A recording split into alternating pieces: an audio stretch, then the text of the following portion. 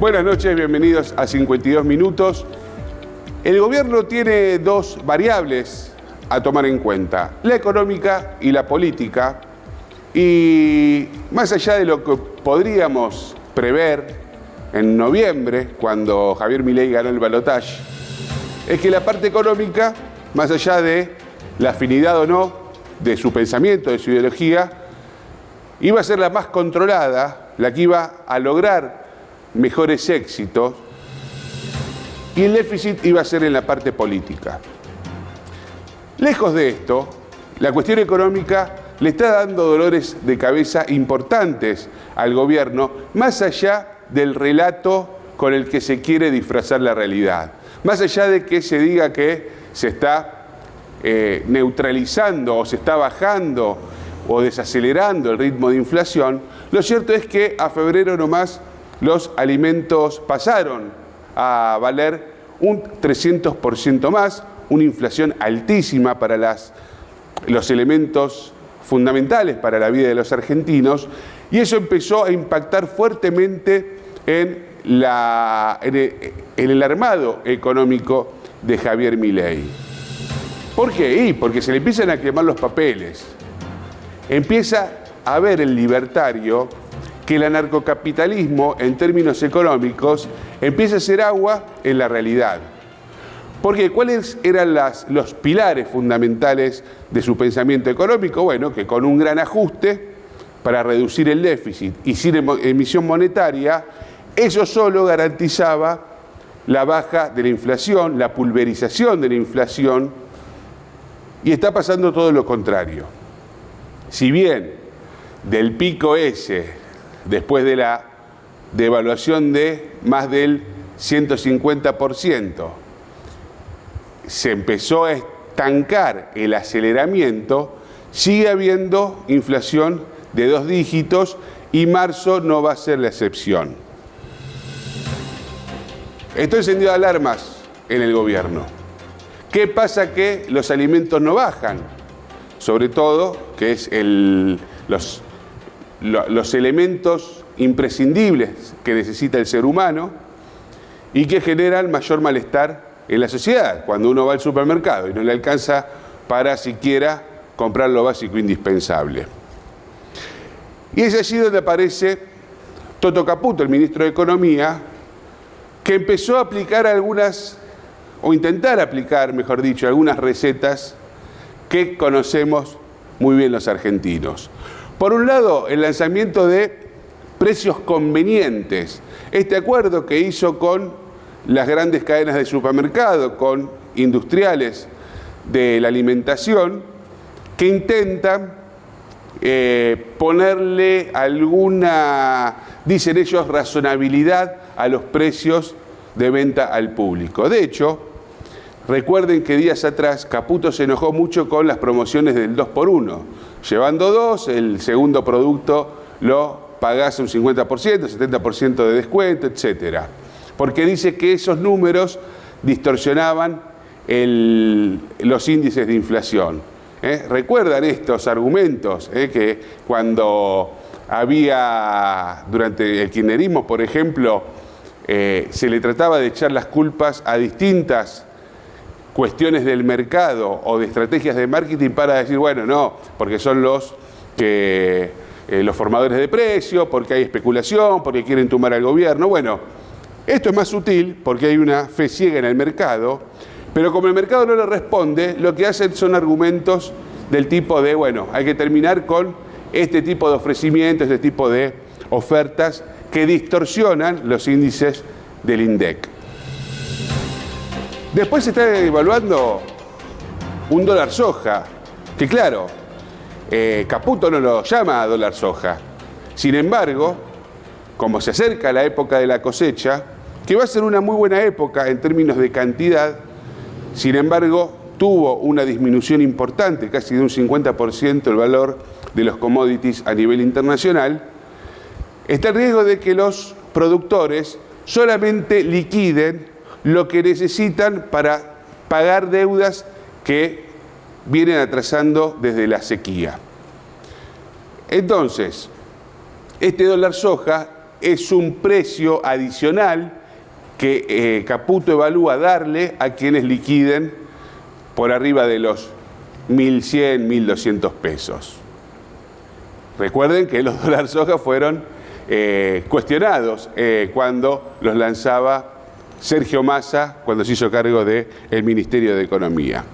Por lo pronto, continúa el ajuste feroz, se pisaron la quita de subsidios, otra de las medidas también que fue criticada cuando lo hacía el kirchnerismo, los subsidios a luz, gas y agua, sobre todo en el Gran Buenos Aires, por ahora están suspendidos, por lo tanto no van a ver el impacto que tendrían que ver en este sinceramiento de precios que decía Milei que era fundamental para no distorsionar el mercado. Se evalúa si en el mes de abril se va a hacer esa quita de subsidio, dependerá de cuánto dé la inflación de marzo. Dijimos el ajuste, dijimos el cepo. Todavía, si bien en cada entrevista que da Javier Milei dice que estamos cada vez más cerca de quitar el cepo, lo cierto es que más de 3 meses de gobierno, esa medida que la había hecho en el 2015 cuando asumió Mauricio Macri de un día para el otro, después lo tuvo que reimplementar, esa medida todavía está lejos de producirse. ¿Qué quiero decir con esto? Que la parte económica, la doctrina económica que encarna Javier Milei entró en zonas de turbulencia. Lo que decían los manuales que debía pasar con un Estado por afuera de las variables económicas, que debería haber equilibrado la macroeconomía del país, eso no está sucediendo. De hecho, los industriales, el sector agrícola, los productores de alimentos, todos ellos, los que quieren invertir o los que pueden invertir, lo que están esperando en rigor es una nueva devaluación. Por eso las cosas siguen aumentando, porque sostienen que hay una brecha importante que supera el 20% entre el dólar oficial y el dólar blue, y por lo tanto sospechan, aseguran que en algún momento Toto Caputo va a definir una nueva devaluación y por ello las cosas siguen en esta escalada ascendente para no quedar en offside en el momento que se defina. Toda esta situación económica floja, muy floja, en los primeros 3 meses de Javier Milei, abre un interrogante en la parte política. ¿Hasta cuánto la sociedad argentina va a soportar esta situación? ¿Hasta dónde va a aplaudir el ajuste? Y vamos a ver un dato de una encuesta de Subán Córdoba muy interesante. Fíjense que allí le preguntaron a la gente qué porcentaje del ajuste está pagando la casta o lo estamos pagando todos nosotros. ¿Qué es lo que siente la gente que está pagando este ajuste? Y el 88,5% está diciendo allí que el ajuste no lo está pagando la casta. Vamos a ir al otro gráfico también de Subán Córdoba, que refleja la imagen del presidente Milei, que ganó por el 56% de los votos en el balotaje, y hoy tiene ese mismo porcentaje, pero en imagen negativa, llegando a la imagen positiva, ahí lo vemos, a un 43%, 44%. Vemos ahí cómo empezó a afectar, quizá no en la manera en que está pegando el ajuste en las clases más necesitadas. Uno pensaría que con tantas necesidades económicas y con los sueldos que no llegan, no digo ya a fin de mes, sino a la mitad del mes, esa imagen podría tener una caída mucho más importante. Eso no es así, ¿por qué? Porque la parte política es la que sostiene a Milei con muy buena imagen, por lo tanto, tiene allí un mejor desempeño en términos políticos que en términos económicos de cara a la gente. Ahora bien, recuerdan ustedes que anunció que para el 25 de mayo quería llegar Javier Milei a un gran acuerdo nacional, donde allí se pusiesen en consideración una serie de puntos fundamentales que considera necesarios para poder sacar a la Argentina adelante, y para ello necesita hacer las paces con gobernadores, con el Congreso, etcétera. Cuestión que se está haciendo dificultosa porque no hay voluntad de diálogo no digo con la oposición, sino con sectores que son aliados, que quieren ser aliados, que se mueren de ganas por querer aprobar leyes ómnibus y DNUs a mansalva, pero sin embargo las agresiones, los equipos trolls, toda la campaña de violencia contra quienes no piensan distinto al presidente, hacen que se dificulte esa tarea. Por lo pronto, ahí estamos dejando de lado lo que está ocurriendo hacia adentro mismo de La Libertad Avanza, y esta semana fue el Congreso de la Nación, la Cámara de Diputados precisamente, testigo de las internas feroces que hay dentro del bloque, que son unos 37 diputados que responden directamente a Javier Milei. ¿Y qué pasó allí? Bueno, hubo un intento de derrocar a Oscar Sago, quien es el presidente del bloque libertario, de esa función, y ponerlo en su lugar al cordobés Bornoroni, Bornoroni. Tuvo un miércoles cálido el bloque de La Libertad Avanza, porque se reunieron en un salón del Congreso. Allí le reprochaban a Oscar Sago una serie de cuestiones infantiles de menor importancia. No abordaron los temas políticos, que en definitiva era el fracaso de la ley ómnibus, que llevó a que el gobierno tuviese la primera derrota en el Congreso de la Nación.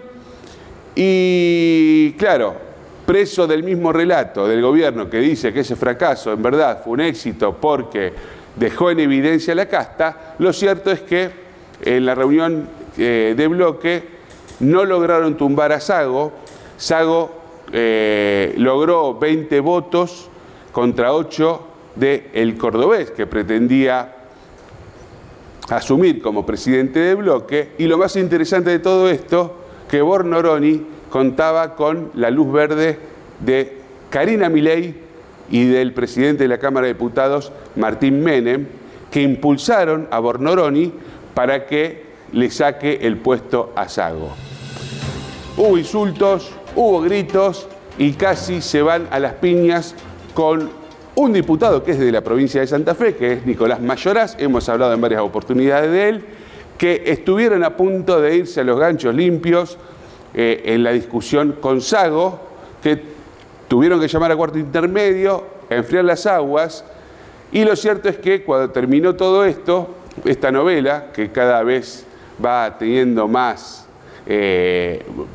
personajes, lo cierto es que Sago ganó esa pulseada y podemos decir que derrotó el complot que le había organizado la propia Karina Milei junto con Martín Menem. Salió fortalecido de ella con el apoyo de muchos de sus compañeros de banca, que no podían creer que entre las cosas que le discutían o le reprochaban a Oscar Sago, por lo cual debía dejar la presidencia del bloque, era que si los veían por los pasillos, Sago no saludaba.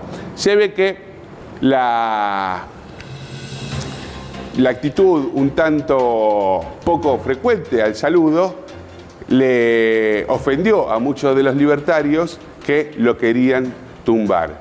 Lo cierto es que hay algo de política mucho más trascendente, que es la derrota que sufrió en diputados La Libertad Avanza cuando no pudo seguir con el tratamiento de la ley Bases y todo quedó en una vuelta a comisiones que aún no tiene destino de lo que va a pasar con esa ley.